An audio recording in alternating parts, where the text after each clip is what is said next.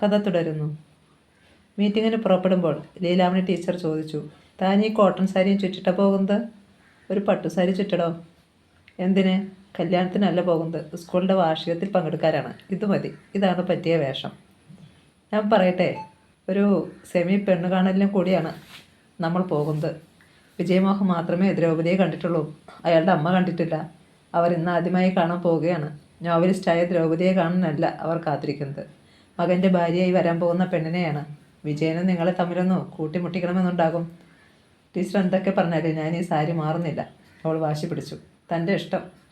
2 ചെറുപ്പക്കാരായ അധ്യാപകരാണ് കൂട്ടിക്കൊണ്ടു പോകാൻ വന്നത്. ഉച്ചയ്ക്ക് ശേഷം ക്ലാസ്സില്ല, അതുകൊണ്ട് ഒപ്പിട്ടിട്ട് പോകാൻ പ്രിൻസിപ്പാൾ അനുവദിച്ചു. ലീലാമണി ടീച്ചറോ പ്രസംഗിച്ചു തുടങ്ങിയോ? ഒപ്പിടാൻ ചെന്നപ്പോൾ പ്രിൻസിപ്പാൾ തമാശ പറഞ്ഞു. താമസിയാതെ ഞാനും പ്രസംഗിച്ചു തുടങ്ങുന്ന ലക്ഷണമുണ്ട്. ഞാനും ദ്രൗപദിയും ഒരു മുറിയിലാണ് താമസം. പ്രിൻസിപ്പാൾ കുലുങ്ങിച്ചിരിച്ചു. വിജയമോഹനും വരുന്നുണ്ടാകുമല്ലോ. അദ്ദേഹത്തിൻ്റെ അമ്മാവൻ്റെ സ്കൂളിലത്. ദ്രൗപദി പുറത്തെത്തിയിരുന്നു. അല്പം കഴിഞ്ഞ് ലീലാമണി ടീച്ചർ വന്നു. രണ്ടാളും കാറിൽ കയറുമ്പോഴേക്കും വിജയമോഹനും എത്തി. മുമ്പിലിരുന്ന് ഞെരുങ്ങണ്ട, വിജയമോഹൻ കൂടി ഇങ്ങോട്ട് പോന്നോളൂ എന്ന് പറഞ്ഞു ടീച്ചർ അയാളെ പിറകിൽ പിടിച്ചിരുത്തി. എത്ര ദൂരമുണ്ട് സ്കൂളിലേക്ക്? ടീച്ചർ ചോദിച്ചു. 10 കിലോമീറ്റർ കഷ്ടിച്ച്, വിജയമോഹൻ പറഞ്ഞു. സ്കൂളിൻ്റെ ചരിത്രം, മാനേജറും ഹെഡ് മാസ്റ്ററുമായ അമ്മാവൻ, സ്ഥലത്തെ മറ്റു സ്കൂളിൽ വെച്ച് മെച്ചപ്പെട്ട സ്കൂൾ എന്ന ഖ്യാതി നേടിയതിൻ്റെ പിന്നിലെ ചരിത്രം, എന്തൊക്കെയോ വിജയമോഹൻ പറഞ്ഞുകൊണ്ടിരുന്നു. ലീലാമണി ടീച്ചറും അയാളും കൂടി മീറ്റിംഗ് സ്ഥലത്ത് എത്തുവോളം വർത്തമാനമായിരുന്നു. ദ്രൗപദി ഒന്നും പറഞ്ഞില്ല, എല്ലാം കേട്ടിരുന്നു. നാട്ടിലെ ജന്മികൾ, പണവും പദവിയുമുള്ളവർ. വിജയമോഹൻ്റെ അമ്മാവനായ സ്കൂൾ മാനേജരെക്കുറിച്ച് വെറുതെ അവൾ സങ്കല്പിച്ചു നോക്കി. അലക്കിത്തേച്ച ഖദർ ജുബ്ബ, മുണ്ട്, തോളിൽ വേഷ്ടി, കഴുത്തിൽ സ്വർണം കെട്ടിയ രുദ്രാക്ഷമാല, വിരലിലൊക്കെ മോതിരങ്ങൾ, ആജാനുബാഹു, ഘനഗംഭീരമായ ശബ്ദം. നമ്മളെത്തി എന്ന് വിജയമോഹൻ പറഞ്ഞപ്പോൾ ദ്രൗപദി പുറത്തേക്ക് നോക്കി. ഗേറ്റിൽ സ്വാഗതം എന്ന വലിയ ബോട്ട്. ഗേറ്റ് മുതൽ വിശാലമായ പന്തൽ. പന്തൽ നിറയെ വിധാനം. ഗേറ്റിന് ഇരുവശവും കുലവാഴകൾ. കുറേ അധ്യാപകർ ഓടിയെത്തി. അവരുടെയൊക്കെ കണ്ണുകളിൽ സന്തോഷം, ആദരവ്. അവർ തൊഴുതു. ദ്രൗപദിയും. ടീച്ചർ വരൂ. അവരുടെയൊപ്പം ദ്രൗപദി നടന്നു. ഒപ്പം ലീലാമണി ടീച്ചറും. സ്കൂൾ ഒരു കുന്നിൻ പുറത്തായിരുന്നു. സ്കൂളിലെത്താൻ മുകളിലേക്ക് അനവധി പടവുകൾ. ലീലാമണി ടീച്ചർ കിതച്ചു. 20ഓളം 25ഓ പടികൾ കയറിയപ്പോൾ നിരപ്പൊത്ത ഭൂമി. ദ്രൗപദി ചുറ്റും നോക്കി. 4ഓ 5ഓ വിശാലമായ ഇരുനില കെട്ടിടങ്ങൾ. സ്കൂൾ വരാന്തയിലൂടെ നടക്കുമ്പോൾ ലീലാമണി ടീച്ചർ പറഞ്ഞു, ഉഗ്രൻ സ്കൂളാണല്ലോ. വിജയമോഹനും ഒപ്പമുണ്ടായിരുന്നു. അയാൾ പറഞ്ഞു, അമ്മാവൻ്റെ ജീവനാണ് ഈ സ്കൂൾ. ജീവിതം തന്നെ സ്കൂളിന് വേണ്ടി ഒഴിഞ്ഞു വെച്ചിരിക്കുകയാണ്. വിവാഹം കഴിക്കാൻ പോലും മറന്നുപോയത് ഈ സ്കൂളിൽ കാരണമാണ്. ദ്രൗപദിയുടെ മനസ്സ് ആ മാനേജറെ കാണാൻ തിടുക്കം കൂട്ടി. ഇതാണ് ഹെഡ് മാസ്റ്റർ മുറി, ഇവിടെ ഇരിക്കാം. ദ്രൗപദിയും ലീലാമണി ടീച്ചറും കസേരകളിലിരുന്നു. മേശപ്പുറത്ത് വലിയ മത്തങ്ങയുടെ വലുപ്പത്തിൽ ഭൂഗോളം ഒരു കമ്പിൽ നാട്ടിവെച്ചിരിക്കുന്നു. ചുവരുകളിലൊക്കെ അലങ്കാരങ്ങൾ, ചിത്രങ്ങൾ, കലണ്ടറുകൾ, മാപ്പുകൾ. ഞങ്ങളുടെ ഹെഡ് മാസ്റ്റർ മാനേജറുമാണ്, ആരോ പറഞ്ഞു. അപ്പോഴേ ഭൂഗോളത്തിന് അപ്പുറത്തിരുന്ന ആളെ കണ്ടുള്ളൂ. അദ്ദേഹം എഴുന്നേറ്റ് കൈകൂപ്പി. സങ്കല്പത്തിലെ രൂപത്തിന് മങ്ങലേറ്റു. മേലിന് നീണ്ട ഒരാൾ, ആരോഗ്യം തീരെയില്ല എന്ന് പറയാം. ധരിച്ചിരിക്കുന്നത് ഖദർ തന്നെ. തോളിൽ വേഷ്ടിയില്ല, കഴുത്തിൽ രുദ്രാക്ഷമാലയില്ല, കൈവിരലുകളിൽ മോതിരങ്ങളുമില്ല. അദ്ദേഹം പറഞ്ഞു, വിജയനൻ്റെ അനന്തരവനാണ്. അറിയാം, ടീച്ചറെപ്പറ്റി ധാരാളം കേട്ടിട്ടുണ്ട്. വാർഷികത്തിന് ടീച്ചറെ വിളിക്കണമെന്ന് എല്ലാവർക്കും നിർബന്ധം. തിരക്കുള്ള ആളല്ലേ, ബുദ്ധിമുട്ടിക്കണോ എന്ന് എനിക്ക് സംശയം. വരുമോ എന്നും ഒരു തോന്നൽ. വരും എന്ന് വിജയൻ ഉറപ്പ് പറഞ്ഞു. അവൻ പറഞ്ഞപ്പോൾ പിന്നെ എനിക്ക് വിശ്വാസമായി. ദ്രൗപദിക്ക് വല്ലായ്മ തോന്നി. എല്ലാവരും കേൾക്കെ ഇദ്ദേഹം എന്താണ് പറയാൻ പോകുന്നതെന്ന വെമ്പൽ. ടീച്ചറിന് മീറ്റിങ്ങിന് പോകുന്നതിൽ താല്പര്യം കുറവാണ്. എന്നാലും ഇവിടെ വരും എന്നവൻ പറഞ്ഞു. അത് നന്നായി, ഞങ്ങൾക്കൊക്കെ കാണാൻ കഴിഞ്ഞല്ലോ. മീറ്റിംഗ് തുടങ്ങാൻ താമസമുണ്ടായില്ല. DEO, പഞ്ചായത്ത് പ്രസിഡന്റ് എന്നിവരൊക്കെ ഉണ്ടായിരുന്നു. ദ്രൗപദിയായിരുന്നു ഉദ്ഘാടനം. അധികമൊന്നും സംസാരിച്ച് ആളെ മുഷിപ്പിക്കാതെ അവൾ ചടങ്ങുകൾ നിർവഹിച്ചു. നിലവിളക്ക് കൊളുത്തി. സംഘടകരിൽ ആരോ വന്ന് പറഞ്ഞു, വിജയൻ സാർ വിളിക്കുന്നുണ്ട്. അവൾ എഴുന്നേറ്റു സ്റ്റേജിന് വെളിയിൽ വന്നപ്പോൾ വിജയമോഹൻ കാത്തു നിൽക്കുന്നു. നമുക്ക് വീട്ടിലേക്ക് പോകാം, ഞാൻ അമ്മാവനോട് പറഞ്ഞിട്ടുണ്ട്. അയാളോടൊപ്പം നടക്കുമ്പോഴും 2 അധ്യാപകർ ഓടി വന്നു. കാപ്പി കഴിച്ചിട്ടേ പോകാവൂ, എല്ലാം തയ്യാറാക്കി വെച്ചിരിക്കുകയാണ്. വിഭവസമൃദ്ധമായ കാപ്പി. പ്ലേറ്റുകൾ നിറയെ എന്തൊക്കെയോ വിഭവങ്ങൾ. മുന്തിരിങ്ങ, പഴങ്ങൾ, biscuit, cake, orange. Leelamani teacher ദ്രൗപദിയുടെ ചെവിയിൽ മന്ത്രിച്ചു. കൊള്ളാമല്ലോടോ, മീറ്റിങ്ങിൻ്റെ ഈ ഭാഗം എനിക്ക് ഇഷ്ടപ്പെട്ടു. താൻ എന്താണെന്നൊന്നും കഴിക്കാത്തത്. തനിക്ക് വേണ്ടിയാണ് ഇതൊക്കെ ഒരുക്കി വെച്ചിരിക്കുന്നത്. ദ്രൗപദി ചിരിച്ചു. ഇങ്ങനെ കിട്ടുമെങ്കിൽ ഞാനും വല്ലപ്പോഴുമൊക്കെ തൻ്റെ കൂടെ വരാം. ചെല്ലുന്നിടത്തൊക്കെ ഇങ്ങനെ സംഭവിക്കുമെന്ന് കരുതണ്ട ടീച്ചർ. ഒറ്റ ചായയിൽ നിർത്തുന്ന സ്ഥലങ്ങളുണ്ട്, അല്ലെങ്കിൽ ഒരു നാരങ്ങ വെള്ളം. അത് മോശം. അങ്ങനെയുള്ളിടത്ത് പ്രസംഗിക്കാൻ പോകരുത്. വിളിക്കാൻ വരുന്നവരോട് ചോദിക്കാൻ പറ്റുമോ, ചായ മാത്രമേ ഉള്ളൂ എന്ന്? ലീലാമണി ടീച്ചർ ഉറക്കെ ചിരിച്ചു. രണ്ടാളും കൂടി എന്താണ് പറയുന്നത്? ഒന്നും കഴിച്ചില്ലല്ലോ, ഹെഡ് മാസ്റ്റർ പറഞ്ഞു. ഒക്കെ മതി. എന്നാൽ പിന്നെ വിജയൻ കാത്തു നിൽക്കുകയാണ് ടീച്ചർമാരെ വീട്ടിൽ കൊണ്ടുപോകാൻ. അവൻ്റെ അമ്മയാണെങ്കിൽ ഇന്ന് രാവിലെ മുതൽ ഒരുക്കം തുടങ്ങിയതാണ്. രണ്ടാളും പുറത്തെത്തി. വിജയമോഹൻ ആകാംക്ഷയോടെ അവർ വരുന്നത് നോക്കി നിൽക്കുകയായിരുന്നു. മീറ്റിങ്ങിന് ശേഷം വിജയമോഹൻ്റെ വീട്ടിൽ ചെന്ന് അമ്മയെയും അനിയത്തിയെയും കണ്ടു. ഹോസ്റ്റലിൽ തിരിച്ചെത്തുമ്പോൾ രാത്രിയായിരുന്നു. രണ്ടാളും ഭക്ഷണം കഴിച്ചില്ല. ഒന്നും വേണമെന്ന് തോന്നിയില്ല. ഗൗരിയമ്മ ചോദിച്ചു, പോയെടുത്തുനിന്ന് അതിനു മാത്രം കഴിച്ചോ? വിമലയും ആനിയും കളിയാക്കി. കോഴിയായിരുന്നോ ആടായിരുന്നോ? വിജയമോഹൻ സാറിൻ്റെ വീട്ടിൽ നിന്ന് ശരിക്ക് തട്ടി കാണും രണ്ടുപേരും, ഇല്ലേ ടീച്ചർ? ലീലാമണി ടീച്ചർ സമ്മതിച്ചു. സത്യമാണ് കുട്ടികളെ, കോഴിയുണ്ടായിരുന്നു, കരിമീൻ വറുത്തതുണ്ടായിരുന്നു, അടപ്രഥമനുണ്ടായിരുന്നു. ഞാൻ വയറ് നിറയെ കഴിച്ചു. ഇനി എൻ്റെ വയറ്റിൽ ഒരിഞ്ച് സ്ഥലം ബാക്കിയില്ല. പക്ഷേ ദ്രൗപദി ഒന്നും കഴിച്ചില്ല. ഒക്കെ ഒന്ന് തൊട്ട് നോക്കിയെന്ന് തോന്നുന്നു. ഓ കഷ്ടം ദ്രൗപദി, താൻ എന്തൊരു സാധനമാണ്. ഇങ്ങനെ ഒരു ഗോൾഡൻ ചാൻസ് കിട്ടിയിട്ട്. ദ്രൗപദി ചിരിച്ചു. എനിക്കൊന്നും വേണമെന്ന് തോന്നിയില്ല. പിന്നെ എങ്ങനെയാണ് കഴിക്കുക? ഗൗരിയമ്മയെ കൊണ്ട് ഒരു ഗ്ലാസ് ചായ ഉണ്ടാക്കിച്ച് കുടിച്ചു. ദ്രൗപദി കിടന്നു. ജനലിൽ കൂടി ആകാശത്തിൻ്റെ ഒരു കീറ്. അവിടെ കുറേ നക്ഷത്രങ്ങളും. ആകാശത്തിന് തീരെ തെളിച്ചമില്ല, ഇരുണ്ടിരിക്കുന്നു. എന്നാണോ ഇനി നിലാവ് വരിക? ഇരുട്ടിൽ ലീലാമണി ടീച്ചർ വിളിച്ചു. ടീച്ചർ ഉറങ്ങിയില്ലേ? ഇതുവരെ കിടന്നിട്ട് കുറേ നേരമായല്ലോ. എടോ ദ്രൗപദി, താൻ വലിയ അബദ്ധമാണ് ഈ കാണിക്കുന്നതെന്ന് എനിക്ക് തോന്നുന്നു. എനിക്ക് മറ്റുള്ളവരുടെ മനസ്സ് പഠിക്കാനുള്ള കഴിവൊന്നുമില്ല. എന്നാലും കുറേ കാലത്തെ പരിചയം കൊണ്ട് ഒരാളെ തീർച്ചയായും മനസ്സിലാക്കാൻ പറ്റും എന്നാണ് എൻ്റെ വിശ്വാസം. ഇങ്ങോട്ട് ആഗ്രഹിച്ചു വരുന്നവരെ നിരാശപ്പെടുത്തുന്നത് ഏതായാലും ശരിയല്ല. വിജയമോഹൻ മാത്രമല്ല, അയാളുടെ അമ്മ, അനിയത്തി, അവരെയൊക്കെ ഇന്ന് കണ്ടില്ലേ? എത്ര നല്ല ആളുകൾ, എത്ര നല്ല പെരുമാറ്റം. താനിത് തട്ടിക്കളഞ്ഞാൽ പിന്നീട് പശ്ചാത്തപിക്കേണ്ടി വരുമോ എന്നെനിക്ക് തോന്നിപ്പോകുന്നു. ടീച്ചർ അന്ന് അങ്ങനെ പറഞ്ഞത് അങ്ങനെ സംഭവിക്കാൻ വേണ്ടിയായിരുന്നില്ല എന്ന് തീർച്ച. പക്ഷേ ദ്രൗപദി എന്താണ് അവസാനമായി തീരുമാനിക്കുന്നത് എന്ന് ലീലാമണി ടീച്ചർ ചോദിച്ചു. ഒറ്റയക്ഷരം മറുപടി പറഞ്ഞില്ല. എന്താണ് പറയുക? ഇതുവരെ പറഞ്ഞിരുന്നതൊക്കെ ആവർത്തിക്കേണ്ടി വരും. പരസ്പരം അറിയുന്നവരല്ലെങ്കിൽ, മനസ്സിലാക്കാൻ കഴിയുന്നവരല്ലെങ്കിൽ കുടുംബജീവിതം ഒരു പരാജയമായിരിക്കും. അതുകൊണ്ട് വേണ്ടത്ര കണക്കുകൂട്ടി വീക്ഷണത്തോടെ ഒരു തെരഞ്ഞെടുപ്പ് നടത്താനാണ് ഇഷ്ടപ്പെടുന്നതെന്ന് പറഞ്ഞു കഴിഞ്ഞു. എന്നിട്ടെന്തായി? ആരംഭം മുതൽക്കേ അപസരം, കുറ്റപ്പെടുത്തൽ, ഒന്നും ഓർക്കാതിരിക്കുന്നതാണ് നല്ലത്. പക്ഷേ ഓർമ്മകൾ ചലിച്ചപ്പോൾ ശാപമാണ്. ഒരിക്കലും അവയിൽ നിന്ന് രക്ഷപ്പെടാൻ ദ്രൗപദിക്കാവില്ല. ആദ്യമൊക്കെ ആരുമറിയാതെ മനസ്സിനുള്ളിലായിരുന്നു, 4 ചുവരുകൾക്കുള്ളിലായിരുന്നു യുദ്ധം. പുറമേ സന്തോഷം ഭാവിച്ച് മറ്റുള്ളവരെ കബളിപ്പിച്ച് കുറേ നാൾ. പിന്നെ പിന്നെ തുറന്ന യുദ്ധം. സ്വന്തം മനസാക്ഷിയുടെ മുന്നിൽ ദ്രൗപദിയുടെ ന്യായങ്ങൾക്കൊന്നും യുക്തിയില്ലായിരുന്നു. പരസ്പരം അറിയുന്നൊരാൾ, ദ്രൗപദിയെ അറിയുന്നൊരാൾ, ദ്രൗപദിയെ മനസ്സിലാക്കാൻ കഴിയുന്നൊരാൾ എന്നൊക്കെ പറഞ്ഞത് വഞ്ചനയായിരുന്നില്ലേ എന്നോർക്കുമ്പോൾ ആശ്വസിക്കാൻ കൂടി കഴിയുന്നില്ല. അങ്ങനെയൊരാളിനെ സങ്കല്പിച്ച് മനസ്സിനുള്ളിൽ കുടിയിരുത്തിയിട്ട് പിന്നെ ഒരു പരിവേഷം നൽകുകയല്ലേ ദ്രൗപദി ചെയ്തതെന്ന് ചോദിച്ചാൽ ഉത്തരം മുട്ടും. ദ്രൗപദിക്ക് മറുപടിയില്ല. ആ ആഴ്ച ദ്രൗപദി വീട്ടിൽ പോയി. ചെന്നപ്പോഴാണ് അറിയുന്നത് അച്ഛന് സുഖമില്ലായിരുന്നു. ആസ്പത്രിയിൽ പോകേണ്ടി വന്നില്ല എന്ന് മാത്രം. മഹേന്ദ്രൻ പലവട്ടം ഡോക്ടറെ വീട്ടിൽ കൂട്ടിക്കൊണ്ടുവന്നു. ദ്രൗപദിക്ക് ഫോൺ ചെയ്യാമെന്ന് പലതവണ പറഞ്ഞു. അച്ഛൻ സമ്മതിച്ചില്ല. അവൾ പരിഭ്രമിക്കും. എനിക്ക് അത്രയ്ക്കൊന്നുമില്ല, ഉണ്ടോ മഹേന്ദ്ര എന്ന് ചോദിച്ചപ്പോൾ മഹേന്ദ്രനും സമ്മതിച്ചു. വേണ്ട, ദ്രൗപദിയെ അറിയിക്കണ്ട. അച്ഛൻ പറഞ്ഞു. നീ അടുത്തില്ലാത്ത കുറവ് അനുഭവപ്പെടുന്നതേയില്ല. മഹേന്ദ്രൻ എന്നും വരും. വരാൻ പറ്റുന്നില്ലെങ്കിൽ ഫോൺ ചെയ്യും. അയാൾ എന്തിനാ നമ്മളോടിങ്ങനെ? എന്തെങ്കിലും മുജ്ജന്മ ബന്ധമുണ്ടാകും. ദ്രൗപദിയും അത് തന്നെ വിചാരിക്കുകയായിരുന്നു. ഒരു സഹോദരനില്ലാത്ത കുറവ് അയാൾ തീർത്തു തരുന്നു. ഇക്കാലത്ത് വിഷം വച്ചുകൊണ്ടാണ് എല്ലാവരും നടക്കുന്നത്. എന്ത് ചെയ്താലും അതിൻ്റെയൊക്കെ പിറകിൽ സ്വന്തമായ എന്തെങ്കിലും നേട്ടം ലക്ഷ്യം വെച്ചുകൊണ്ടാകും. യമുന അപ്പച്ചി പറഞ്ഞു. ഏട്ടനെ എപ്പോഴും മഹേന്ദ്രനെ പറ്റി പറയാനുള്ളൂ നേരം. എന്തൊരിഷ്ടമാണെന്ന് അയാളെ. മോളെ, ഞാൻ ആലോചിക്കായിരുന്നു മഹേന്ദ്രനെ സ്വന്തമാക്കിയാലോ എന്ന്. അച്ഛാ. ദ്രൗപദിയുടെ ശബ്ദം ഉറക്കെയായിപ്പോയി. അതെ മോളെ, അയാളെ മറ്റാർക്കും വിട്ടുകൊടുക്കാൻ എനിക്ക് തോന്നുന്നില്ല. നീ എന്ത് പറയുന്നു? നിനക്കിഷ്ടമാണെങ്കിൽ? അല്ല, എനിക്കിഷ്ടമല്ല. അച്ഛൻ സ്തബ്ധനായിരിക്കുന്നത് ദ്രൗപദി കണ്ടു. മഹേന്ദ്രനും ദ്രൗപദിയും തമ്മിൽ അച്ഛൻ അങ്ങനെ തോന്നിയോ?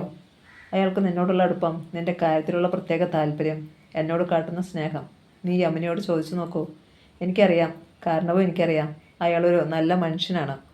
അതിനപ്പുറം അയാളുടെ മനസ്സിൽ എന്താണെന്നുള്ളതെന്ന് എനിക്കറിയില്ല. പക്ഷേ അച്ഛൻ പറയുന്നത് പോലെ മഹേന്ദ്രനെ കരുതാൻ എനിക്കാവില്ല, ഒരിക്കലും ആവില്ല. അച്ഛൻ്റെ കണ്ണുകളിൽ വിരിയുന്ന അത്ഭുതം. യമുനാപ്പച്ചിക്കും അത്ഭുതം തോന്നുന്നുണ്ടാകും. രാത്രി ഊണ് കഴിക്കുമ്പോൾ ചോദിച്ചു. വിജയമോഹൻ്റെ കാര്യത്തിൽ എന്തെങ്കിലും തീരുമാനിച്ചുകൂടെ? ദ്രൗപദി മിണ്ടാതിരുന്ന് ഊണ് കഴിക്കുക മാത്രം. അയാൾ ഇവിടെ വന്നിട്ട് നിങ്ങൾ തമ്മിൽ സംസാരിച്ചോ? പലതവണ. കഴിഞ്ഞ ദിവസം ഞാൻ സാറിൻ്റെ നാട്ടിലൊന്നു മീറ്റിങ്ങിന് പോയി. സാറിൻ്റെ അമ്മാവൻ്റെ സ്കൂളിൽ, വീട്ടിലും പോയി. അമ്മ, അനുജത്തി എല്ലാവരെയും കണ്ടു. എന്നിട്ട്? അച്ഛൻ്റെ കണ്ണുകളിൽ തിളക്കം, പ്രതീക്ഷ. നല്ല ആളുകൾ, നല്ല പെരുമാറ്റം. അമ്മ എന്നോട് വലിയ അടുപ്പത്തിൽ പെരുമാറി. എന്നിട്ട് നീ എന്ത് തീരുമാനിച്ചു? എത്ര നാളാണിങ്ങനെ? അയാൾ വിവാഹകാര്യമൊന്നും ചോദിച്ചില്ലേ നിന്നോട്? സാറിന് തിരക്കുണ്ടെന്ന് തോന്നുന്നു. തിരക്കുള്ള അയാൾ വിവാഹം ചെയ്യട്ടെ. എനിക്ക് ഒട്ടും തിരക്കില്ല. അച്ഛൻ്റെ മുഖം മങ്ങി. സംസാരത്തിൽ അത്ര നേരം ഉണ്ടായിരുന്ന ഉത്സാഹം കെട്ടു. എന്തിനാണ് മോളെ ഇനിയും വൈകിക്കുന്നത്? എനിക്കെന്താ ഉടനെ വേണ്ടെന്നൊരു തോന്നൽ. അത് കഴിഞ്ഞാൽ പിന്നെ കയ്യിലും കാലിലും ചങ്ങല. ഒന്നും ചെയ്യാൻ പറ്റാതായി പോയെങ്കിലോ എന്നൊരു ഭയം. എല്ലാറ്റിനും അനുവാദം ചോദിക്കേണ്ടി വരുന്ന സ്ഥിതി. കുറേ കഴിഞ്ഞിട്ട് മതി അങ്ങനെ ഒരു അവസ്ഥയിൽ എത്തണമെങ്കിൽ തന്നെ എന്നൊരു തോന്നൽ. അച്ഛൻ ഉറക്കെ ചിരിച്ചു. യമുനെ, നീ കേട്ടോ എൻ്റെ മകളുടെ വിഡ്ഢിത്തരങ്ങൾ? ഇത്രയും കാലം പറഞ്ഞൊന്നുമല്ല ഇവളിപ്പോൾ പറയുന്നത്. യമുന അപ്പച്ചിയുടെ ജീവിതം പോലെയായി പോകുമോ എന്നായിരുന്നു ആദ്യമൊക്കെ ഭയം. ഇപ്പോൾ സ്വാതന്ത്ര്യം നഷ്ടപ്പെട്ടു പോകുമോ എന്ന ഭയം. മോളെ, ഇതൊക്കെ വെറും തോന്നലുകളാണ്. ഒറ്റത്തടിയായി കഴിഞ്ഞാൽ എന്ത് സംഭവിക്കാനാണ് എന്നൊരു തോന്നൽ ഈയിടെയായി എനിക്ക് ഉണ്ടായിക്കൊണ്ടിരിക്കുന്നു. എന്നും ഞങ്ങൾ രണ്ടാളും ചിരഞ്ജീവികളല്ല. നിനക്കൊരു തുണ വേണ്ടേ? ഒരു സഹായി. എന്തിനാണ് അച്ഛൻ എന്നെ ഓർത്ത് ഇത്ര വിഷമിക്കുന്നത്? സ്വന്തം കാലിൽ നിൽക്കാൻ കഴിവുള്ള അച്ഛൻ്റെ മകളല്ലേ ഞാൻ വിവാഹം കഴിക്കാം. എന്നെ മനസ്സിലാക്കിയ ആൾ എന്നെനിക്ക് തന്നെ ബോധ്യം വരുന്ന ഒരാൾ വരട്ടെ. അങ്ങനെ ഒരാൾ ഒരിക്കൽ ഞാൻ കണ്ടെത്തിയില്ലെങ്കിൽ കണ്ടെത്തും, എനിക്ക് ഉറപ്പുണ്ട്. വിശാലമായ ലൈബ്രറി, ഉള്ളിൽ നല്ല തിരക്ക്. ആളുകൾക്കൊക്കെ വായനശീലം വർദ്ധിച്ചിരിക്കുന്നല്ലോ എന്നോർത്തപ്പോൾ ദ്രൗപദിക്ക് സന്തോഷം തോന്നി.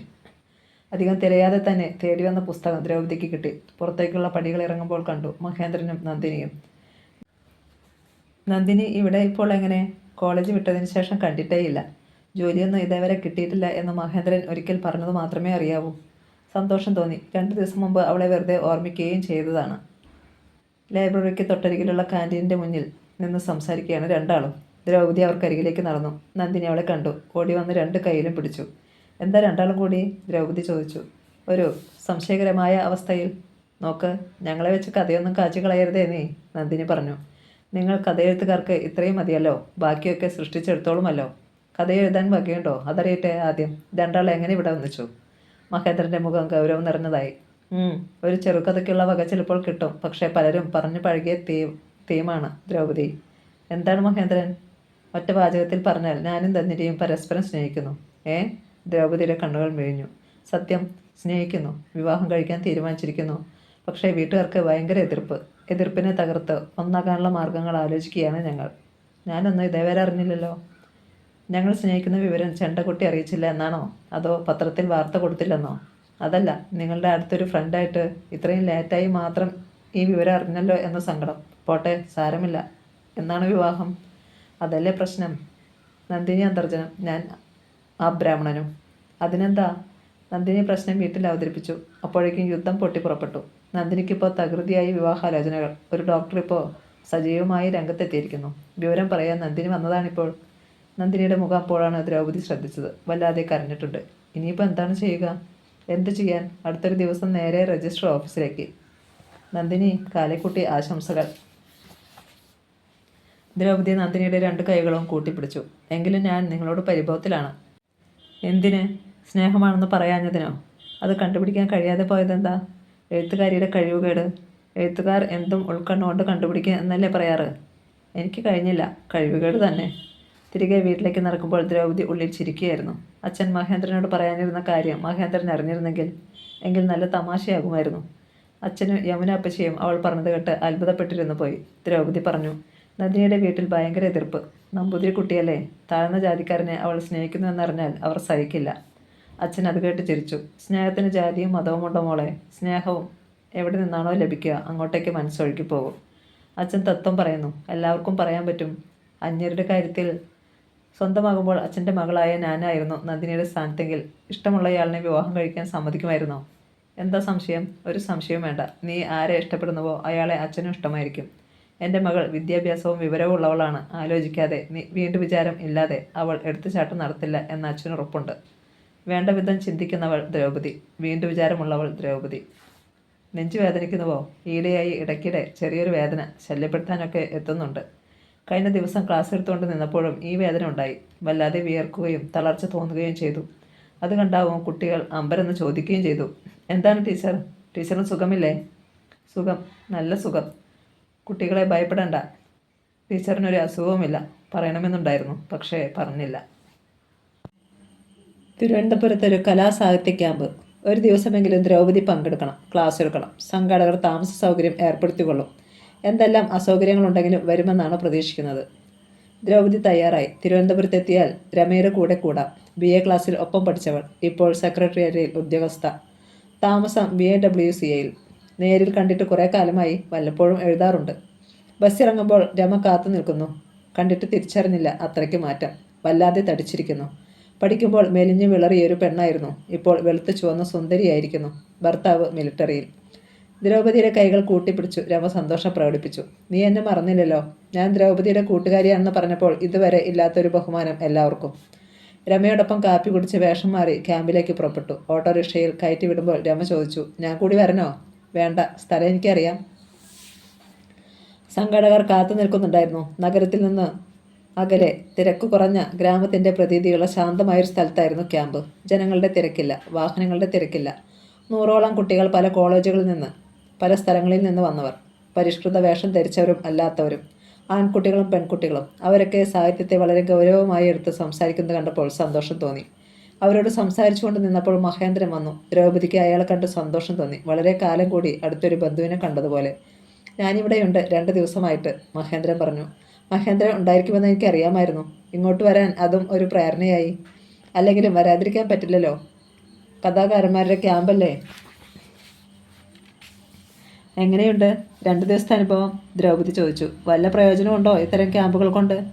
തീർച്ചയായും. ഞാൻ എഴുതാൻ പോകുന്നുണ്ട്. നന്നായി തന്നെ. വെറുതെ ഒരു ചടങ്ങിന് വേണ്ടിയല്ല ഇത് നടത്തുന്നത്.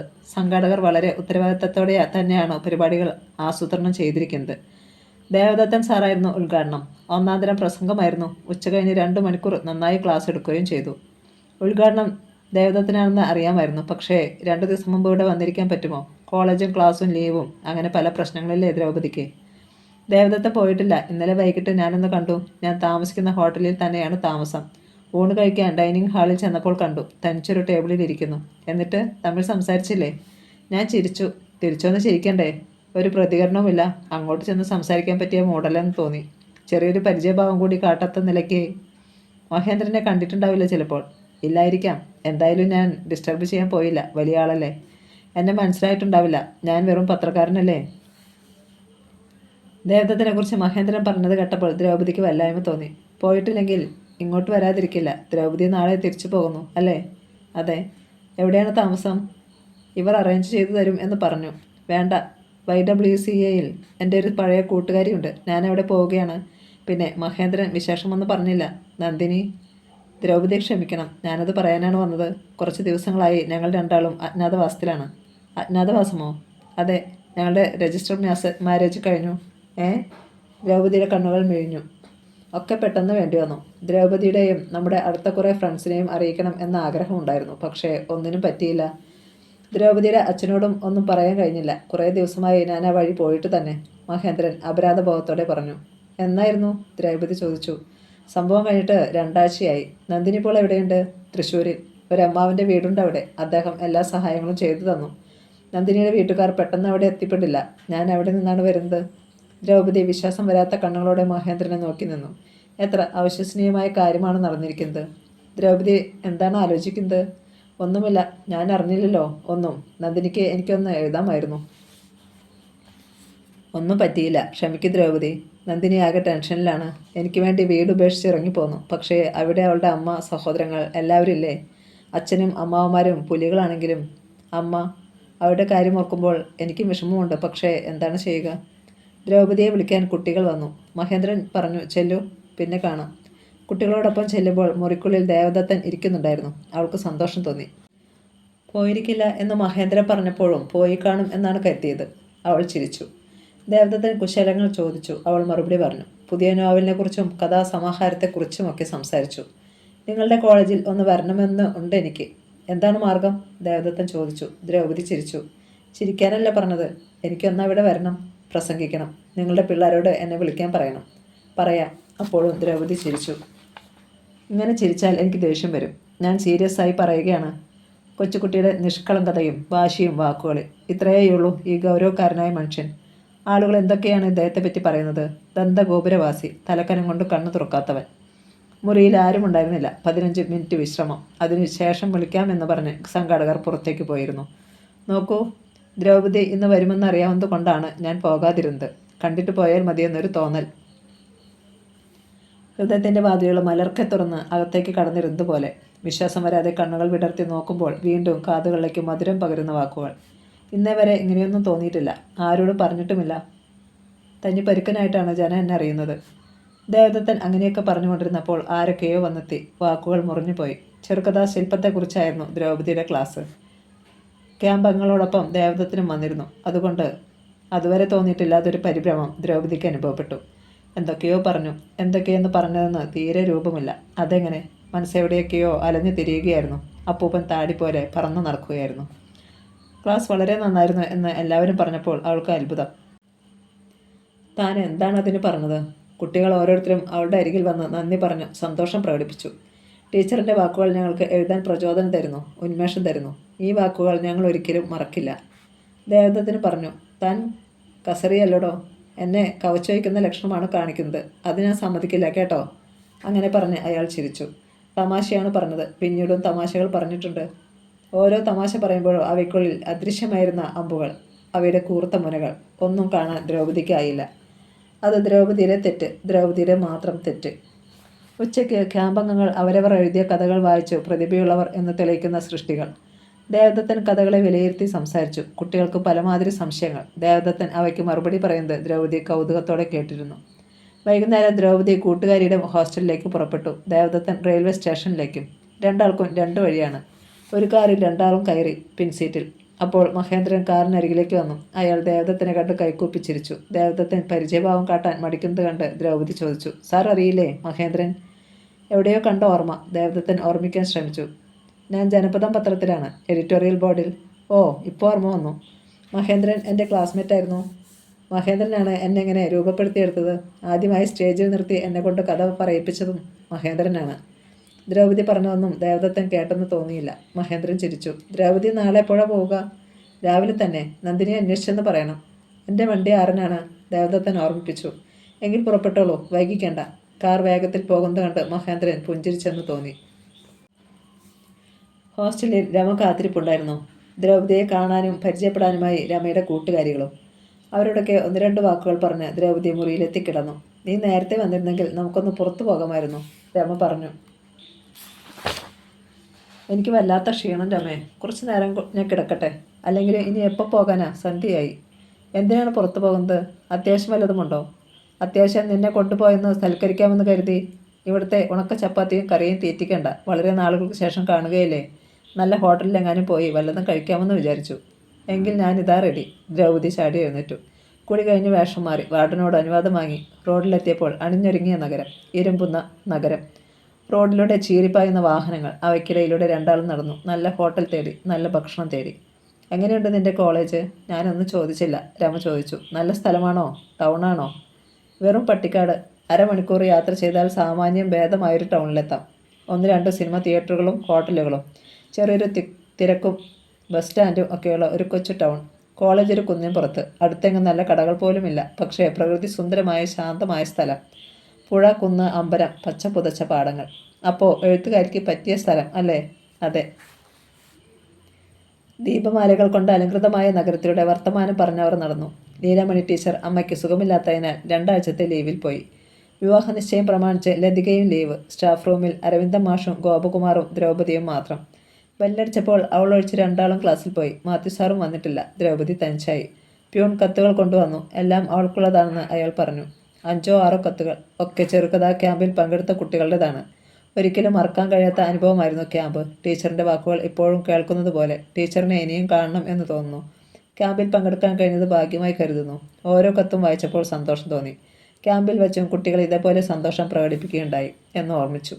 പ്രിയ ദ്രൗപദി, ക്ഷമിക്കണം. മഹേന്ദ്രൻ വിവരങ്ങൾ പറഞ്ഞിരിക്കുമല്ലോ. അത്രയും വായിച്ചപ്പോൾ തന്നെ മനസ്സിലായി നന്ദിനിയുടെ കത്ത്. വിവാഹം പെട്ടെന്ന് നടത്തേണ്ടി വന്നതിൻ്റെ പിറകിലെ സാഹചര്യം, ആ ദിവസങ്ങളിൽ അനുഭവിച്ച മാനസിക വിഷമം എല്ലാം വിസ്തരിച്ച് എഴുതിയിരിക്കുന്നു. പാവം നന്ദിനി. അടുത്ത ആഴ്ച വീട്ടിൽ പോകുമ്പോൾ അവളെ പോയി കാണണം, ധൈര്യം കൊടുക്കണം. പത്രം ഓഫീസിനടുത്ത് ഒരു വീടെടുത്ത് താമസമാക്കിയിരിക്കുന്നു എന്ന് മഹേന്ദ്രൻ എഴുതിയിരിക്കുന്നു. എങ്ങനെയിരുന്നു ടീച്ചറെ ചെറുകഥാ ക്യാമ്പ്? പത്രങ്ങളിലൊക്കെ ഗംഭീരമായിട്ട് വാർത്ത വന്നിരിക്കുന്നല്ലോ. തിരിഞ്ഞു നോക്കാതെ തന്നെ അറിയാം. ഗംഗാധരക്കുറുപ്പ് മനുഷ്യനെ വധിക്കാൻ ഇറങ്ങിയിരിക്കുകയാണ്. സാർ പത്രത്തിൽ വായിച്ചില്ലേ? ഉവ്വ്. എന്നാലും നേരിട്ട് കേൾക്കാമെന്ന് കരുതി. ടീച്ചറും ദേവദത്തനും കൃഷ്ണനുണ്ണിയും. പിന്നെ ആരൊക്കെയുണ്ടായിരുന്നു? അവൾ മിണ്ടിയില്ല. ഒന്ന് പറയൂ ടീച്ചറെ, അറിയാൻ ചോദിക്കുകയല്ലേ. സാറിന് എന്താണ് അറിയേണ്ടത്? പത്രത്തിൽ മുഴുവൻ വാർത്തകളും വന്നിരുന്നല്ലോ. അവൾക്ക് വല്ലാതെ ദേഷ്യം വന്നു. ദേവദത്തിനെ പറ്റി ടീച്ചറിൻ്റെ അഭിപ്രായം എന്താണ്? അവൾ അതിന് മറുപടി പറഞ്ഞില്ല. അപ്പോൾ അയാൾ തുടർന്നു. നല്ല സാഹിത്യകാരൻ, സംശയമില്ല. കഥാലോകത്ത് അയാളെ കടത്തിവെട്ടാൻ ഇന്നാരുമില്ല. അയാൾക്ക് അവാർഡ് കൊടുത്തതിൽ എനിക്ക് യാതൊരു എതിർപ്പുമില്ല. പക്ഷേ ആളൊരു ഭയങ്കരനാണ്. ടീച്ചർക്കറിയാമോ? സാർ എന്തിനാണ് ഇതൊക്കെ എന്നോട് പറയുന്നത്? പറഞ്ഞെന്ന് മാത്രം. ടീച്ചർ ഇവരോടൊക്കെ ഇടപഴകുന്ന ആളല്ലേ? ആളുകളെ അറിഞ്ഞിരിക്കണം. കൃഷ്ണനുണ്ണി ഉണ്ടല്ലോ, കള്ളൻ. ഭാര്യമാർ രണ്ടാണ്. ശ്രീകുമാറും ഒട്ടും മോശക്കാരനല്ല. സാഹിത്യകാരന്മാരൊക്കെ കള്ളന്മാരാ, എനിക്കറിയാം. ഇവരെയൊക്കെ പാവം ടീച്ചർ ഒന്നും അറിയാതെ. എനിക്കൊന്നും അറിയണമെന്നില്ല. ആരുടെയും കാര്യം അറിയണ്ട. അവൾ എഴുന്നേറ്റ് പുറത്തേക്ക് നടന്നു. ടീച്ചർ എന്താ പോകുന്നത്? ക്ലാസ് ഉണ്ടോ? മറുപടി പറഞ്ഞില്ല. അവൾ പുറത്തെത്തിയപ്പോൾ മാത്യു സാറുണ്ട് വരുന്നു. സാറെന്താ വൈകിയത്? ഇന്ന് വരില്ലെന്ന് വിചാരിച്ചു. ഞങ്ങളുടെ വഴിക്ക് ഒറ്റ വണ്ടിയേ ഉള്ളൂ ദ്രൗപദി. അതിന്ന് കിട്ടിയില്ല. ദ്രൗപദി എവിടേക്കാ? വെറുതെ. ആ ഗംഗാധരക്കുറുപ്പിൻ്റെ ശല്യം ഭയങ്കരം. വന്നിരുന്ന് വധിക്കുക തന്നെ. മാത്യു സാറിനോടൊപ്പം തിരിച്ചു ചെല്ലുമ്പോൾ ഗംഗാധരക്കുറുപ്പ് പോയിരിക്കുന്നു. മാത്യു സാറിനോട് അയാളെപ്പറ്റി പറഞ്ഞുകൊണ്ടിരിക്കുമ്പോൾ കോളേജ് യൂണിയൻ ചെയർമാനും സെക്രട്ടറിയും കൂടി വന്നു. അവർ ദ്രൗപദിയെ കാണാൻ വന്നതായിരുന്നു. ഇക്കൊല്ലത്തെ യൂണിയൻ പ്രവർത്തനങ്ങൾക്ക് ഉപദേശങ്ങൾ നൽകാൻ അവർ ദ്രൗപദിയെയാണ് കണ്ടിരിക്കുന്നത്. ടീച്ചറിനെ സ്റ്റാഫ് അഡ്വൈസർ ആക്കണമെന്നാണ് യൂണിയൻ്റെ ആഗ്രഹം. ഇംഗ്ലീഷ് ഡിപ്പാർട്ട്മെൻറ്റിലെ സുദേവൻ സാറും സഹായിക്കാമെന്ന് സമ്മതിച്ചിട്ടുണ്ട്. അവൾ പറഞ്ഞു. നിങ്ങൾ ചുറുചുറുക്കുള്ള മറ്റാരെയെങ്കിലും വിളിക്കൂ. എനിക്കിതൊന്നും പരിചയമില്ല, തീരെ സമയവുമില്ല. എന്ത് പറഞ്ഞിട്ടും കുട്ടികൾ പിന്മാറിയില്ല. അങ്ങനെ അവൾക്ക് സമ്മതിക്കേണ്ടി വന്നു. യൂണിയൻ പ്രവർത്തകർ ഓരോ ദിവസവും ഓരോ പരിപാടി സംഘടിപ്പിക്കുന്നതിനെക്കുറിച്ച് ആലോചിക്കാൻ വരും. Seminar, debate, drama competition, music day. എപ്പോഴും അവരുടെ ഒപ്പം നിൽക്കേണ്ടി വന്നു. അവരുമായി ഒരുപാട് അടുക്കുകയും ചെയ്തു ദ്രൗപദി. അവൾ അച്ഛനെഴുതി. സ്റ്റാഫ് അഡ്വൈസർ എന്ന പുതിയ പദവിയിലാണിപ്പോൾ. അതുകൊണ്ടൊരു ഗുണവുമുണ്ടായി. വിദ്യാർത്ഥികളുമായി ഒരുപാട് അടുക്കാൻ പറ്റി. അവരുടെ പ്രശ്നങ്ങൾ മനസ്സിലാക്കാൻ കഴിഞ്ഞു. വീണ്ടും ഞാൻ അവരിൽ ഒരാളായതുപോലെ. ലീലാമണി ടീച്ചർ പറഞ്ഞു. കൊള്ളാം ദ്രൗപദി, താൻ തന്നെയാണ് പറ്റിയ ആൾ. സൗകര്യവുമുണ്ട്. കുടുംബവും കുട്ടിയും ഒന്നും ആകാത്തതുകൊണ്ട് സമയവും സ്വാതന്ത്ര്യവുമുണ്ട്.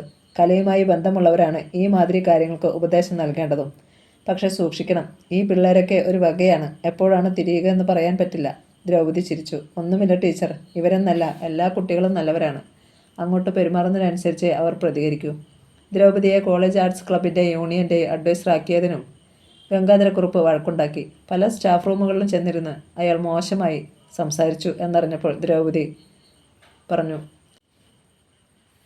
അയാളെ അഡ്വൈസറാക്കൂ. താല്പര്യമുള്ളവരെ വേണം ഏൽപ്പിക്കാൻ. എനിക്കാണെങ്കിൽ തീരെ താല്പര്യമില്ല, സമയവുമില്ല. പക്ഷേ ടീച്ചറിനെയാണ് കുട്ടികൾക്ക് വേണ്ടത്. ഞാനെന്ത് ചെയ്യാൻ? പ്രിൻസിപ്പാൾ പറഞ്ഞു. ടീച്ചറിനെ ഞങ്ങൾക്ക് വേണം. ഞങ്ങൾക്ക് മാർഗനിർദ്ദേശം നൽകേണ്ടത് ടീച്ചറാണ്. യൂണിയൻ ഭാരവാഹികളും പറഞ്ഞു. ആ ഗംഗാധരക്കുറുപ്പ് വെറുതെ അതും ഇതും പറഞ്ഞു നടക്കും. എനിക്കത് ഇഷ്ടമല്ല. അയാളെ ആര് വകവയ്ക്കുന്നു? കുട്ടികൾ അയാളെ ഒരു അധ്യാപകനായിട്ട് പോലും കണക്കാക്കുന്നില്ല. പിന്നെയല്ലേ. ഹോസ്റ്റൽ റൂമിലിരുന്ന് വിഷമം പ്രകടിപ്പിച്ചപ്പോൾ ലീലാമണി ടീച്ചറും ആനിയും വിമലയും ഒക്കെ അതുതന്നെ പറഞ്ഞു. യൂണിയൻ്റെ അവസാന പരിപാടിയായ കോളേജ് ദിനാഘോഷങ്ങളും കൂടിക്കഴിഞ്ഞപ്പോൾ ആശ്വാസമായി. കവിയരങ്ങ്, നാടകോത്സവം, സാഹിത്യ സെമിനാർ, അങ്ങനെ പുതിയ പല പരിപാടികളും നടന്നു. യൂണിയൻ ചെയർമാനും ഭാരവാഹികൾക്കും വലിയ സന്തോഷം. ഞങ്ങൾക്കിനി വിദ്യാർത്ഥികളുടെ മുമ്പിൽ തലയുയർത്തി നിൽക്കാമല്ലോ. അഭിമാനത്തോടെ തന്നെ. അടുത്ത വർഷവും വോട്ട് ചോദിക്കാമല്ലോ. അവർ പലവട്ടം ദ്രൗപദിക്ക് നന്ദി പറഞ്ഞു. ടീച്ചറിൻ്റെ സഹായമില്ലായിരുന്നെങ്കിൽ ഇത്ര വലിയ വിജയമാക്കാൻ കഴിവില്ലായിരുന്നു. ദേവദത്തിനെ പോലെ പ്രശസ്തരായ സാഹിത്യകാരന്മാരൊക്കെ വാർഷികാഘോഷത്തിന് പ്രസംഗിക്കാൻ ലഭിച്ചത് ടീച്ചർ ശുപാർശ ചെയ്തിട്ടാണ്. നന്ദി ടീച്ചർ, നന്ദി. വിദ്യാർത്ഥികൾക്ക് തന്നോട് എന്തൊരു സ്നേഹമാണ്. ആ ദിലീപിനൊക്കെയുണ്ടല്ലോ, ചെയർമാൻ. സമരങ്ങളുണ്ടാകുമ്പോൾ അവൻ്റെയൊക്കെ ഭാവം കാണണം. ഇരുമ്പുവടിയും കടാരയും ഒക്കെ കൊണ്ടാണ് പ്രയോഗം. തൻ്റെ മുന്നിൽ ആട്ടിൻകുട്ടിയെ പോലുള്ള നിൽപ്പ് കണ്ട് അത്ഭുതം തോന്നി. ടീച്ചർ, ഞാൻ പറഞ്ഞിട്ടില്ലേ, വിദ്യാർത്ഥികളെ നമ്മൾ ശത്രുക്കളായി കാണരുതെന്ന്. സ്നേഹം കൊടുത്താൽ സ്നേഹം തിരികെ കിട്ടും. എനിക്കത് വിശ്വാസമാണ്. നമ്മുടെ കുട്ടികൾ നമ്മളെ എന്തു ചെയ്യാനാണ്? അവരെ എന്തിനു ഭയപ്പെടണം? ഒരിക്കലും അവരുടെ കഴിവുകൾ കാണാതെ, പ്രോത്സാഹിപ്പിക്കാതെ, അവരുടെ ദോഷങ്ങൾ മാത്രം പൊന്തിച്ചു കാണാൻ ശ്രമിച്ചാൽ അവർ ഒന്നുകൂടി കുഴപ്പക്കാരാവുകയുള്ളൂ. ആ ദിലീപൻ, ടീച്ചർ പറഞ്ഞ കുഴപ്പക്കാരൻ, നല്ലൊരു സംഘാടകനാണ്. ടീച്ചർ അയാളുടെ പ്രസംഗം കേട്ടിട്ടില്ലേ? വിദ്യാർത്ഥികൾക്കും പ്രശ്നങ്ങളുണ്ട്. പ്രതികരിക്കാതിരിക്കാൻ പറ്റുമോ അവർക്ക്? പ്രായത്തിൻ്റെ പ്രത്യേകത കൊണ്ട് ചിലപ്പോൾ അതിര് ലംഘിച്ചു പോകുന്നു എന്ന് മാത്രം. പ്രിൻസിപ്പാളും ദ്രൗപദിയെ അഭിനന്ദിച്ചു. വാർഷികാഘോഷങ്ങൾ നന്നായി നടക്കുമോ എന്ന ഭയമുണ്ടായിരുന്നു. അനേകം പാർട്ടികൾ, വിദ്യാർത്ഥികൾ. എപ്പോൾ വേണമെങ്കിലും അഭിപ്രായ വ്യത്യാസമുണ്ടാകാം. എല്ലാം കുഴപ്പമില്ലാതെ നടന്നു. ടീച്ചറിൻ്റെ കഴിവ് തന്നെ. അപ്പോൾ സുദേവൻ സാറോ? ഒരു അഡ്വൈസർ സാറായിരുന്നു. സുദേവൻ സാർ പെട്ടെന്ന് പറഞ്ഞു. പ്രധാന കാരണം ടീച്ചർ തന്നെ. വെറും ടീച്ചറല്ലല്ലോ, അവരുടെ പ്രിയപ്പെട്ട എഴുത്തുകാരി കൂടിയല്ലേ ടീച്ചർ. ആ സ്നേഹവും ആരാധനയും കൂടി ഒരു കാരണമാണ്. അതും കാരണമാകാം. പക്ഷേ നമ്മുടെ കുട്ടികളെല്ലാം നല്ലവരാണ്. സാഹചര്യം അവരെ കുഴപ്പക്കാരാക്കുകയാണ്. അവരുടെ മനസ്സ് പഠിക്കാൻ കഴിഞ്ഞാൽ ഒരു കുഴപ്പവും വരില്ല. ഓ, നിങ്ങൾ മറ്റുള്ളവരുടെ മനസ്സ് കാണാൻ കഴിയുന്നവരല്ലേ? മറ്റുള്ളവരുടെ മനസ്സിൽ കയറിയിരുന്ന് ചിന്തിക്കുന്നവർ. നിങ്ങൾക്കത് കഴിയും. ഞങ്ങൾക്ക് ഞങ്ങളെ തന്നെ അറിഞ്ഞുകൂടാ, പിന്നെയല്ലേ മറ്റുള്ളവരെ അറിയുക? ആരോ പറഞ്ഞു.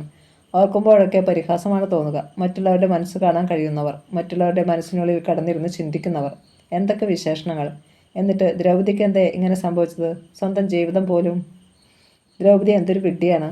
ആരൊക്കെ പറഞ്ഞു, ഉപദേശിച്ചു. ഉപദേശിച്ചവരോടൊക്കെ വിരോധം, ദേഷ്യം. മഹേന്ദ്രനോട് പോലും. മനസ്സ് നിറയെ വിശ്വാസവും ബഹുമാനവും ആരാധനയും മറ്റാർക്കും കടന്നു വരാൻ കഴിയാത്ത വിധം, മറ്റൊന്നിനും കടന്നു വരാൻ കഴിയാത്ത വിധം മനസ്സ് നിറഞ്ഞിരുന്നു. കോളേജ് അടയ്ക്കാൻ ദിവസങ്ങളുള്ളപ്പോൾ ദ്രൗപദിക്കൊരു കത്ത് കിട്ടി.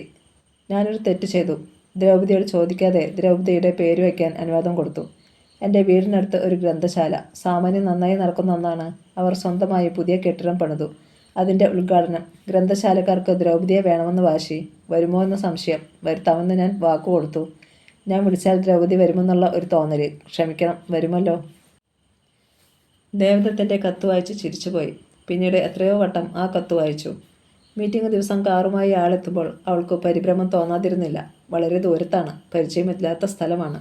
തിരിച്ചെത്താൻ പറ്റുക എപ്പോഴാണെന്ന് അറിയില്ല. വിളിക്കാൻ വന്നവർ സമാധാനിപ്പിച്ചു. ടീച്ചർ പേടിക്കണ്ട, ദേവദത്തൻ സാർ സ്ഥലത്തുണ്ട്. അദ്ദേഹത്തിന് അത്യാവശ്യമായി എവിടെയോ പോകേണ്ടതുണ്ട്. എന്നിട്ടും പരിപാടികളൊക്കെ ഉപേക്ഷിച്ച് ടീച്ചറിന് വേണ്ടി കാത്തു നിൽക്കുകയാണ്. മീറ്റിംഗ് കഴിയുന്നതുവരെ, തിരിച്ച് ഹോസ്റ്റലിൽ എത്തുന്നതുവരെ രക്ഷാകർത്താവായിരുന്നു.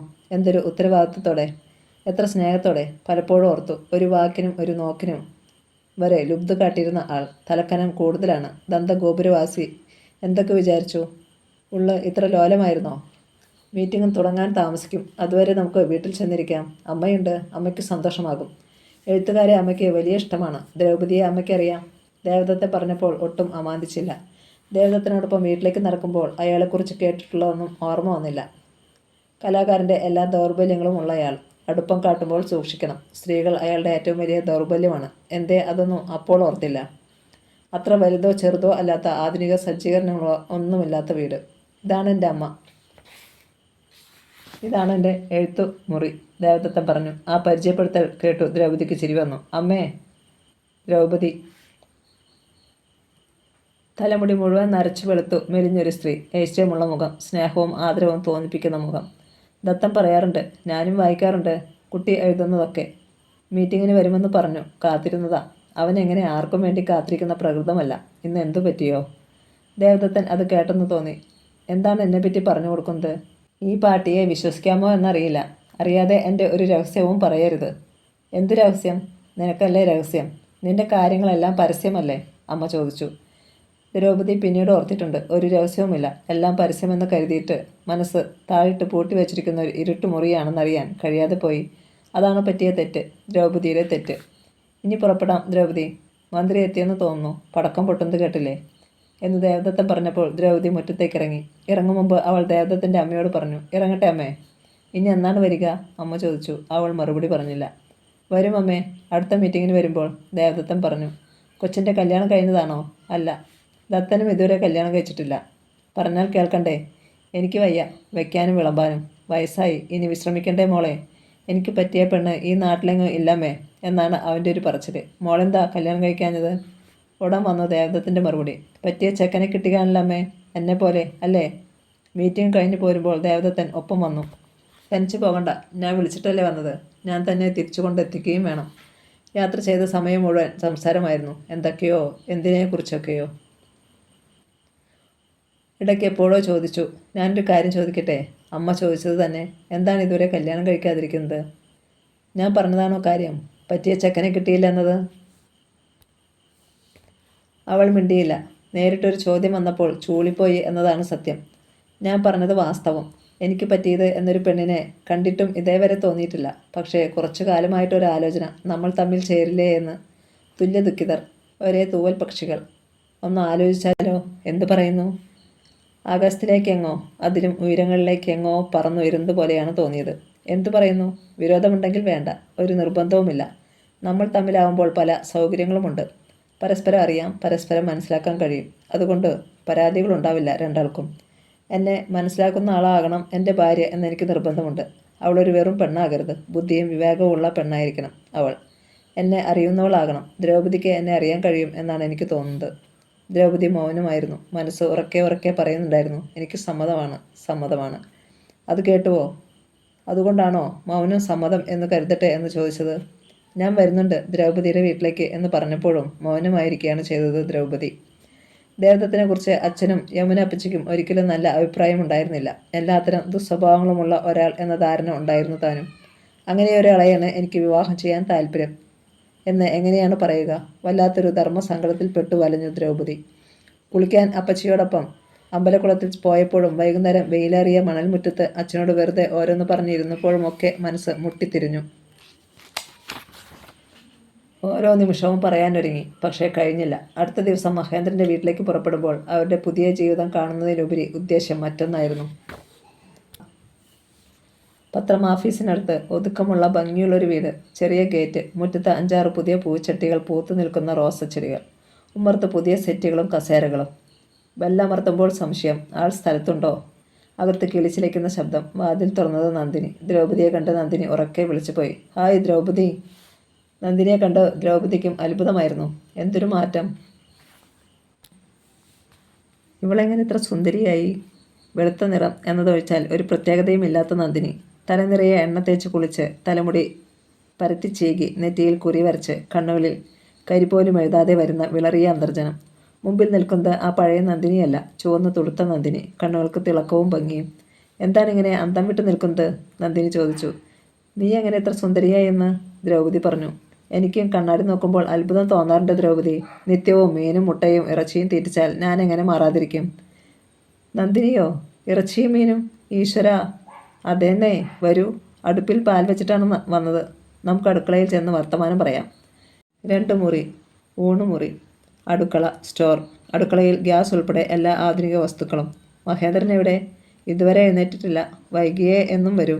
ഇന്ന് കുറേ കഴിഞ്ഞ് പോയാൽ മതിയെന്ന് പറഞ്ഞു. അതുകൊണ്ട് ഞാൻ വിളിച്ചില്ല. നന്ദിനി സമർത്ഥയായ വീട്ടമ്മയായി മാറിയിരിക്കുന്നു. വൃത്തിയും ഭംഗിയുമുള്ള അടുക്കള. എന്നെങ്കിലും ഇതുപോലെ ഒരു കുടുംബജീവിതം ആരംഭിച്ചാൽ തൻ്റെ അടുക്കള എങ്ങനെയുണ്ടാവും? ഒരു നിമിഷം ദ്രൗപദി സങ്കല്പിച്ചു. ഇത്ര ഭംഗിയും വെടിപ്പും ഉണ്ടാവില്ല, തീർച്ച. നല്ലൊരു ചായ പോലും ഉണ്ടാക്കാൻ നിനക്കറിയില്ലല്ലോ ദ്രൗപദി എന്ന് യമുന അപ്പച്ചി പലപ്പോഴും പറയാറുണ്ട്. എന്താണ് ആലോചിക്കുന്നത്? ഒരു കപ്പ് ചായ ദ്രൗപദിയുടെ കയ്യിൽ കൊടുത്ത് നന്ദിനി ചോദിച്ചു. നിന്നെപ്പറ്റി, നിങ്ങളെപ്പറ്റി. ഒരു സ്വപ്നം പോലെയാണ് ഇപ്പോഴും എനിക്ക് തോന്നുന്നത്. മുറിയിൽ പൂട്ടിയിട്ട് കാവലായിരുന്നു ഏട്ടന്മാർ ഒരാഴ്ചയോളം. എങ്ങനെ രക്ഷപ്പെടാൻ പറ്റിയെന്ന് അത്ഭുതമാണിപ്പോഴും. ഒരു കല്യാണിയമ്മയില്ലേ, ഇല്ലത്തെ ജോലിക്കാരി, പണ്ടേ ഉള്ളവർ. ഞാൻ പറഞ്ഞിട്ടില്ലേ, അവരാണ് സഹായിച്ചത്. കുട്ടി പോയി രക്ഷപ്പെട്ടോളൂ. ഇഷ്ടമില്ലാത്ത ഒരാളുടെ ഒപ്പം എല്ലാവരും കൂടി പറഞ്ഞയക്കുന്നതിന് മുമ്പ്. മംഗല്യ എന്ന് പറയുന്നത് അവനവൻ്റെ മനസ്സിന് പൊരുത്തമുള്ളയാളുടെ കൂടെ കഴിയുന്നതിനാ. അതിന് സാധിക്കാഞ്ഞാൽ പിന്നെ ജീവിതം നരകം. എൻ്റെ ജീവിതം പോലെ ഒരു ജീവിതം എന്തിനാ? കല്യാണിമ്മ ഏട്ടന്മാരറിയാതെ വാതിൽ തുറന്നു തന്നു. നേരെ മഹേന്ദ്രൻ്റെ അടുത്തെത്തി. പിന്നെ രജിസ്റ്റർ കച്ചേരി. കുറേ ദിവസം. പിന്നെ മഹേന്ദ്രൻ്റെ അമ്മാവൻ്റെ വീട്ടിൽ. പിന്നെ ഇതാ ഇവിടെ. നിന്റെ വീട്ടുകാർ ബഹളത്തിന് വന്നില്ലേ? അതാണ് രസം. അവരൊന്നിനും വന്നില്ല. പടിയടച്ച് പിണ്ടം വെച്ചെന്നറിഞ്ഞു, അത്ര തന്നെ. ദ്രൗപദി ചായ ഊതി ഊതി കുടിച്ചു. അവൾ വിചാരിക്കുകയായിരുന്നു, കല്യാണിയമ്മ പറഞ്ഞത് എത്ര വാസ്തവം. മനസ്സിനിണങ്ങിയ ആളുടെ ഒപ്പം കഴിയുന്നത് തന്നെയാണ് മംഗല്യം. ഭാഗ്യം. നന്ദിനി എത്ര ഭാഗ്യവതിയാണ്. മഹേന്ദ്രനെ വിളിക്കാം. നന്ദിനി മഹേന്ദ്രനെ ഉണർത്താൻ പോയി. നിമിഷങ്ങൾക്കകം നന്ദിനിയോടൊപ്പം മഹേന്ദ്രൻ എത്തി. ഇതെന്തൊരു ആശ്ചര്യം! ഇന്ന് ഞങ്ങൾ അങ്ങോട്ട് വരാനിരിക്കുകയായിരുന്നു ദ്രൗപദിയെ കാണാൻ. പുതിയ നോവൽ എന്തായി എന്ന് ചോദിക്കാൻ. തീരാറായി, ഉടനെ തരാം. പിന്നെ ഒരു കാര്യം, ഈ അന്തർജനത്തെ മഹേന്ദ്രൻ എങ്ങനെ മാറ്റിക്കളഞ്ഞു, രൂപവും ഭാവവും ഒക്കെ. മഹേന്ദ്രൻ അത് കേട്ട് ചിരിച്ചുകൊണ്ട് പറഞ്ഞു. ചീരയും വെള്ളരിക്കയും സാമ്പാറും മാത്രം കഴിച്ച് ജീവിച്ചാൽ മതിയോ എന്ന് വിചാരിച്ചു. നിത്യവും മീനും ഇറച്ചിയും. ആദ്യമൊക്കെ കരച്ചിൽ, ഛർദിൽ. ഇപ്പോൾ ഒക്കെ ശരിയായി. എന്ത് വെക്കണോ എന്ന് പറഞ്ഞാൽ മതി. അത്ര എക്സ്പെർട്ട്. നന്ദിനി ചിരിച്ചു. മനോഹരിയായി. ആട്ടെ, ദ്രൗപദി എന്ന് വന്നു? ഇന്നലെ. എന്തുണ്ട് വിശേഷങ്ങൾ? ഒന്നുമില്ല. അച്ഛന് വലിയ വിഷമമുണ്ട്. വിവാഹകാര്യം കേൾക്കുന്നത് തന്നെ ദ്രൗപദിക്ക് ഇഷ്ടമല്ല. അതുകൊണ്ട് അക്കാര്യം ഇപ്പോൾ പറയാൻ കൂടി നിവൃത്തിയില്ല എന്ന് കഴിഞ്ഞ ദിവസം എന്നോട് പറഞ്ഞു. ആട്ടെ, വിജയമോഹൻ്റെ കാര്യം? തീരെ താല്പര്യമില്ല ദ്രൗപദിക്ക് എന്ന് അച്ഛൻ പറഞ്ഞു. ശരിയാണോ? അതെ. വിജയമോഹനെ വേണ്ടെന്നോ അതോ വിവാഹമേ വേണ്ടെന്നോ? ദ്രൗപദി മറുപടി പറഞ്ഞില്ല. നിങ്ങൾ സംസാരിക്കൂ. ഞാനൊന്ന് പല്ല് തേപ്പും കുളിയും കഴിച്ചു വരാം. മഹേന്ദ്രൻ പോയി. നന്ദിനി പറഞ്ഞു. അച്ഛന് എപ്പോഴും വിഷമമാണ് ദ്രൗപദി. എപ്പോഴും നിന്റെ കാര്യം ഓർത്ത് ആദ്യമാണത്രേ. എപ്പോൾ എന്ത് സംഭവിക്കുമെന്ന് പറയാൻ പറ്റില്ലല്ലോ. അച്ഛൻ ഞങ്ങളോട് രഹസ്യമായി ചോദിച്ചു, നിന്റെ മനസ്സിൽ ആരെങ്കിലും ഉണ്ടോ എന്ന്. ഉണ്ടെങ്കിൽ അച്ഛൻ എതിർക്കില്ല എന്ന്. ദ്രൗപദി അപ്പോഴും ഒന്നും പറഞ്ഞില്ല. ഉണ്ടോ ദ്രൗപദി അങ്ങനെ ആരെങ്കിലും? മഹേന്ദ്രൻ കുളി കഴിഞ്ഞ് തിരിച്ചെത്തി. മൂന്നാളും ചായ കുടിക്കാനിരുന്നു. അപ്പോൾ ദ്രൗപദി മെല്ലെ പറയാൻ തുടങ്ങി. മനസ്സിനുള്ളിൽ ഇത്രനാളും അടക്കി വെച്ചിരുന്നതൊക്കെ. മഹേന്ദ്രനും അറിയാവുന്ന കാര്യങ്ങൾ. ദേവദത്തൻ. ആദ്യമൊന്നും തോന്നിയിരുന്നില്ല. ഒന്നും തന്നെ ഉണ്ടായിരുന്നില്ല. ഉണ്ടായിരുന്നത് ആരാധനയോ ബഹുമാനമോ മാത്രം. പിന്നെ എപ്പോഴോ ദൂരെ നിന്ന് മാത്രം കാണാൻ കഴിഞ്ഞിരുന്ന ആൾ മനസ്സിനുള്ളിലേക്ക് കടന്നു വന്നത് എപ്പോഴെന്നറിയില്ല. ഇപ്പോൾ ഇളക്കി മാറ്റാൻ വയ്യാത്ത വിധം ഉറച്ച പ്രതിഷ്ഠയായിരിക്കുന്നു. പലപ്പോഴായി തമ്മിൽ സംസാരിച്ചതിനെ പറ്റിയൊക്കെ ദ്രൗപദി പറഞ്ഞു. ദേവദത്തിനെ പറ്റി പറയുമ്പോൾ ദ്രൗപദിയുടെ മുഖത്തെ തെളിച്ചം, കണ്ണുകളിലെ തിളക്കം. മഹേന്ദ്രൻ അതൊക്കെ ശ്രദ്ധിച്ചുവോ? ദേവദത്തൻ എന്ത് ഇന്ദ്രജാലമാണ് കാട്ടിയിരിക്കുക എന്ന് ചിന്തിച്ചുവോ? അയാൾ നിർവികാരനായിരുന്നു. ദ്രൗപദി പറഞ്ഞത് അത്രയും കേൾക്കുകയായിരുന്നു. എന്താണ് മഹേന്ദ്രൻ? എന്തെങ്കിലും പറയൂ. മഹേന്ദ്രൻ്റെ അഭിപ്രായം? ദ്രൗപദി ചോദിച്ചു. ഞാനെന്ത് പറയാൻ? എൻ്റെ അഭിപ്രായത്തിന് എന്ത് പ്രസക്തി ഉണ്ട്? ഒന്നുകിൽ നന്നായി ദ്രൗപദി, അല്ലെങ്കിൽ വേണ്ടായിരുന്നില്ല ദ്രൗപദി. മഹേന്ദ്രൻ രണ്ടും പറഞ്ഞില്ല. പക്ഷേ ദ്രൗപദിയുടെ തീരുമാനം അയാൾക്ക് ഇഷ്ടപ്പെട്ടില്ല എന്നത് തീർച്ച. അയാൾ പറഞ്ഞത് ദ്രൗപദി ഒരിക്കലും മറക്കില്ല. ദേവദത്തിനെ എനിക്കറിയാം. കുറച്ചൊക്കെ ദ്രൗപദിക്കും അറിയാം. അങ്ങനെയൊരാളെപ്പറ്റി നമ്മൾ തമ്മിൽ പറയുന്നത് ശരിയല്ല. അച്ഛനോട് കാര്യങ്ങൾ പറഞ്ഞത് മഹേന്ദ്രൻ. സമ്മതിപ്പിച്ചത് മഹേന്ദ്രൻ. അച്ഛനും യമുന അപ്പച്ചിക്കും എതിർപ്പായിരുന്നു. അച്ഛൻ പറഞ്ഞതത്രേ. സാഹിത്യകാരന്മാരെ എനിക്കിഷ്ടമാണ്, ബഹുമാനമാണ്. ദൂരെ നിന്ന് കാണാം, ഇഷ്ടപ്പെടാം. അതിനപ്പുറം എൻ്റെ മകളൊരു സാഹിത്യകാരൻ്റെ ഭാര്യയാകുന്നത് എന്തോ എനിക്കിഷ്ടമാകുന്നില്ല. എത്ര തലമുതിർന്ന സാഹിത്യകാരനായാലും അയാളുടെ കുടുംബജീവിതം സുഖകരമാകുമോ എന്നെനിക്ക് സംശയമാണ് മഹേന്ദ്ര. ഒരുപാട് പേരുടെ തകർന്ന കുടുംബജീവിതങ്ങളെപ്പറ്റി ഉദാഹരണമായി പറഞ്ഞു അത്രേ. മഹേന്ദ്രൻ എതിർവാദങ്ങളും ഉന്നയിച്ചു. സാഹിത്യകാരിയായ സ്വാതന്ത്ര്യം ആഗ്രഹിക്കുന്ന ദ്രൗപദിക്ക് വിവാഹം ഒരു തടസ്സമായി മാറാൻ പാടില്ല. ദ്രൗപദിയെ മനസ്സിലാക്കണമെങ്കിൽ അത്രയും ഹൃദയവിശാലതയുള്ള ഒരാൾക്ക് മാത്രമേ കഴിയൂ. കുടുംബവിളക്കായി വീട് നോക്കി ശമ്പളം കൃത്യമായി ഭർത്താവിനെ ഏൽപ്പിച്ചു കുഞ്ഞുങ്ങളെ പ്രസവിച്ച് ഭർത്താവിനെ ശുശ്രൂഷിച്ച് കഴിയുന്ന ഒരു ഭാര്യയായി മാത്രം ജീവിക്കാൻ ദ്രൗപദിക്കാവില്ല. ഒരു സാധാരണ ഭർത്താവിന് ദ്രൗപദിയെ ഉൾക്കൊള്ളാനും ആവുകയില്ല. ദ്രൗപദിയുടെ വളർച്ച അറിയുന്ന ഒരാൾ, ആ വളർച്ചയിൽ ആഹ്ലാദിക്കുന്ന ഒരാൾ ദേവദത്തൻ അതായിരിക്കും. പിന്നെ ദൗർബല്യങ്ങൾ, അത് സാഹിത്യകാരൻ്റേത് മാത്രമല്ല. എല്ലാ മനുഷ്യരും ഓരോ തരത്തിൽ ദുർബലരാണ്. അച്ഛനെ കൊണ്ട് സമ്മതം മൂളിച്ചിട്ടേ മഹേന്ദ്രൻ മടങ്ങിയുള്ളൂ. മഹേന്ദ്രൻ ദ്രൗപദിക്ക് വേണ്ടി എന്തൊക്കെ ദൗത്യങ്ങളാണ് നിർവഹിച്ചിട്ടുള്ളത്. അതുകൊണ്ട് തന്നെയാണ് ഇനിയൊരിക്കലും ഒരു പൊതുചടങ്ങിനും പങ്കെടുക്കില്ല എന്ന പ്രതിജ്ഞ ലംഘിക്കാൻ ദ്രൗപദി തയ്യാറായത്. മഹേന്ദ്രൻ്റെ വാക്കുകൾ കേൾക്കാതിരിക്കാൻ ദ്രൗപദിക്കാവില്ല. കഥ തുടരും.